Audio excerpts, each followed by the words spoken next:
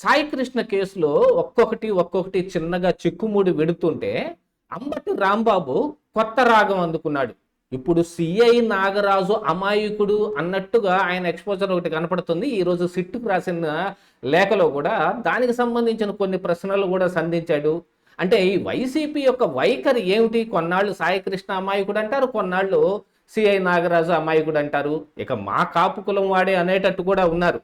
కాకపోతే ఈ రోజున మరొకటి కనపడుతోంది ఏమిటంటే, ఈ సాయికృష్ణ కేసు రాజీకి వచ్చింది, ఇరు వర్గాల మధ్య రాజీ కుదురుతోంది అన్నట్టుగా కనపడుతోంది. వీటన్నిటి గురించి ఈ వీడియోలో డీప్గా డిస్కస్ చేద్దాం.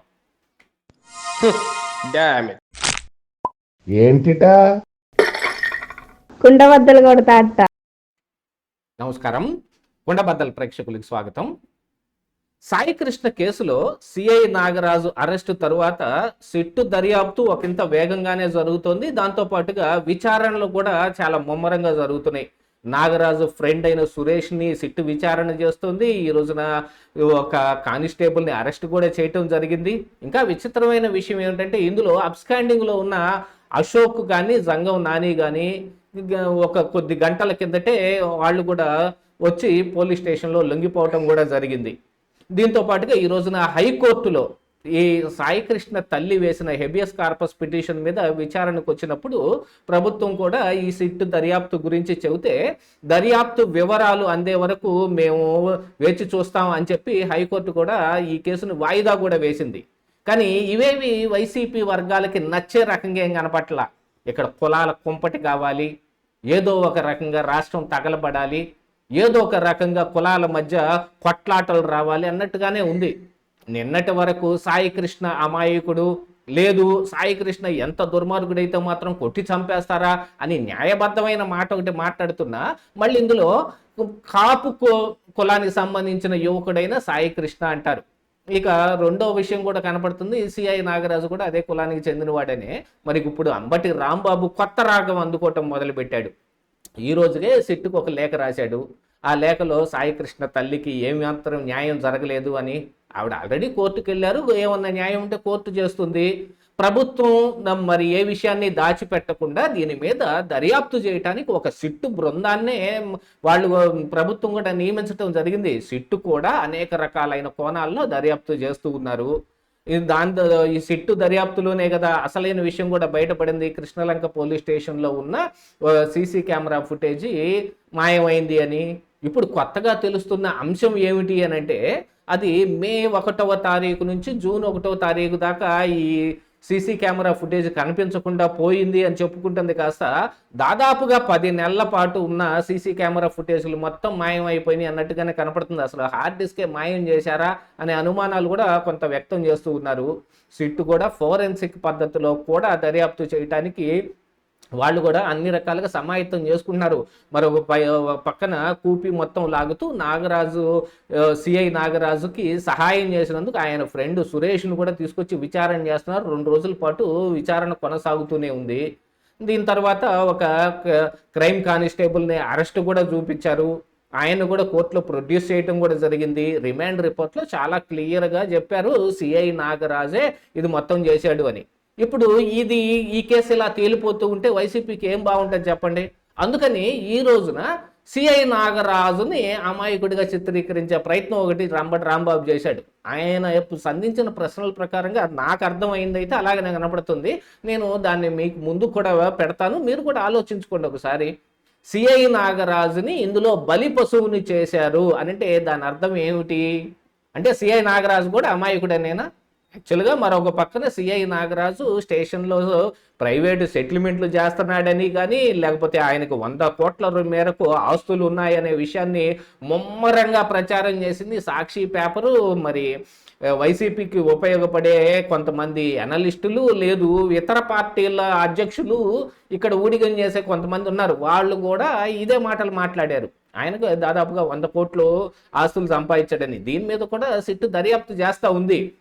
దీంతో పాటుగా ఒక ల్యాండ్ సెటిల్మెంట్లో జరిగిన వ్యవహారంలో ఇతన్ని ఇరాడికేట్ చేయటం కోసం ఈ సాయికృష్ణని తీసుకొచ్చి ఇంత దురాగతానికి పాల్పడ్డారని మరొకటి కూడా ఒకటి ఉంది. దాన్ని రిజిస్ట్రేషన్ పేపర్లు కూడా తెప్పించి మరి సిట్టు దర్యాప్తు కూడా చేస్తూ ఉంది. ఇక నెల రోజులకి సీసీ కెమెరా ఫుటేజ్ మాయమా, లేదు 10 నెలల పాటు మాయం అయితే 10 నెలల పాటు ఎందుకు మాయం చేయాల్సి వచ్చింది? ఆ మాయం చేసిన వ్యక్తులందరూ ఇప్పుడు ఈ సిఐ నాగరాజుకి సహకరించిన వ్యక్తులు అనమాట వీళ్ళు. దాంతోపాటుగా ఈ శవాన్ని, సాయికృష్ణ శవాన్ని మాయం చేయటానికి కూడా వీళ్ళే ఉపయోగపడ్డారనేది కూడా అనే కోణంలో కూడా దర్యాప్తు జరుగుతోంది. ఇక ఇప్పుడు దీన్ని ఎక్కడున్న దాన్ని అక్కడ వదిలేయటానికి వీళ్ళ వైసీపీకి మనసొప్పట్లేదు. కులాల కుంపటి కోసం వాళ్ళు కాపు సమ్మేళనాలు నడిపి అర్ధాంతరంగా దాన్ని ముగించుకోవాల్సి వచ్చింది. ఆ తర్వాత రాజధానిలో కొంత ఈ కాపు నాయకుల్ని పెట్టి డ్రామా ఆడదామని అది బిడుచుకొట్టింది. ఇక అందుకని ఇప్పుడు అంబటి రాంబాబు బయలుదేరాడు. ఎందుకని అంబటి రాంబాబే ఇలాంటి లేఖ రాస్తాడు? ఆయనకే ఏమిటి అవసరం? జగన్మోహన్ రెడ్డి ఎందుకు రాయడు? ఆయన మరి ఆ పార్టీకి సంబంధించిన అధ్యక్షుడు కాబట్టి సాయికృష్ణ ఇంటికి వెళ్ళి మరి వాళ్ళ తల్లిని ఓదార్చడానికి కూడా వెళ్ళాడు. అక్కడ ఆయన ఇష్టం వచ్చిన మాటలు ఆయన మాట్లాడాడు అనుకోండి, అది ఆయన ఇష్టం. కాకపోతే ప్రభుత్వం దీని మీద గట్టి చర్యలు తీసుకుంది. ఎందుకంటే ఇది ప్రభుత్వం కోరుకున్నదో లేకపోతే ఇది ప్రభుత్వానికి ఉపయోగపడే దాని రకంగా ఏం కనపడటం లేదు ఇందులో. ఇది ఒక రకంగా ప్రభుత్వాన్ని ఇరుకుని పెట్టేదే.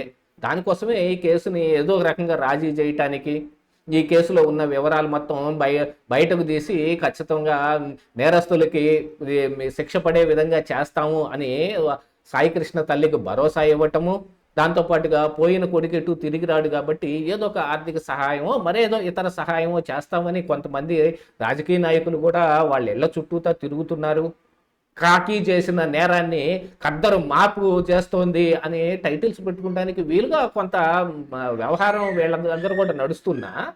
కాకపోతే ఇప్పుడు కావాల్సింది ఏమిటి? న్యాయం జరగటం అని అంటే ఏమిటి? ఏమనుకోవాలి న్యాయం జరగటం అనేది? ఇప్పుడు సాయికృష్ణ అంశంలో ఏం జరిగిందో పక్కాగా బయటకు రావటం, నిందితులు ఎవరైతే ఉన్నారో వాళ్ళు ఖచ్చితంగా మరి జైల్లోకి వెళ్ళటం, ఇదే కదా జరగాల్సింది. లేదు బాధిత కుటుంబాన్ని మేము ఆదుకుంటామంటే వాళ్ళకి ఆర్థిక సహాయం చేయటం, ఇలాంటివి ఏదైనా చెయ్యాలి. అసలు ముద్రగడ పద్మనాభానికి వీళ్ళకి ఎంతో ఉపయోగపడిన ఆ ముద్రగడకే వీళ్ళేమీ చేయకుండా ఉత్తుత్తి చూపులు చూసి వచ్చిన వాళ్ళు వీళ్ళు ఆర్థిక సహాయం చేస్తారనేది ఏం లేదు. మరి ఇతర ఏం జరుగుతుందో ఇప్పుడు రాజీ వ్యవహారం ఏదైనా ఉంటే అందులో మరి డబ్బుల మ్యాటరు మిగతా ఏదైనా ఒక మ్యాటర్ నడిచైతే ఆ కుటుంబానికి కొంత సహాయం చేసినట్టే కూడా అవుతుంది. దీంతో పాటుగా సాయికృష్ణ ఏమీ సచ్చీలుడు కాదు, ఆ విషయం అయితే తెలుస్తుంది కదా. ఆయన్ని పిల్ల సాయి అంటారని, ఆయన బయట ఉంటే అసలు ఆడవాళ్ళు రోడ్డు మీద తిరగటానికి భయపడే పరిస్థితులు ఉన్నాయని, ఆ పోక్సో కేసు కూడా ఆయన మీద ఉందనే విషయాన్ని కూడా మొత్తం తేటతెల్లంగా ఆయన 26 సంవత్సరాల వయసులో 23 కేసులు ఎన్ని ఉన్నాయో అన్నీ ఇప్పుడు ఈరోజు బయటకు రావటం కూడా మొదలుపెట్టారు. దీంతో హెబియస్ కార్పస్ పిటిషన్ విత్డ్రా చేసుకుంటానికి జరిగిన మ్యాటరా, లేకపోతే దీని మొత్తాన్ని సిఐ నాగరాజుకు అనుకూలంగా ఉండటానికి చేసిన మ్యాటరా అన్నట్టుగా ఏదో ఒకటి పుట్టించి గాల్లోకి వదిలితే ఇంకా ఏదైనా ఉపయోగం జరుగుద్దేమో అనే ఆశ అయితే అంబటి రాంబాబుకు ఉండి కొత్త మెలకలు పెట్టే ప్రయత్నం చేస్తున్నాడు. దాదాపుగా వైసీపీని ఆయన ఇరికిచ్చినట్టయింది. కాసేపు సాయికృష్ణని, కాసేపు సిఐ నాగరాజుని సపోర్ట్ చేసుకుంటా ఎటు వెళ్తున్నారో వాళ్ళకి అర్థం కాని పరిస్థితులు ఉన్నాయి. ఇదే ఈరోజు కుండబద్దలు.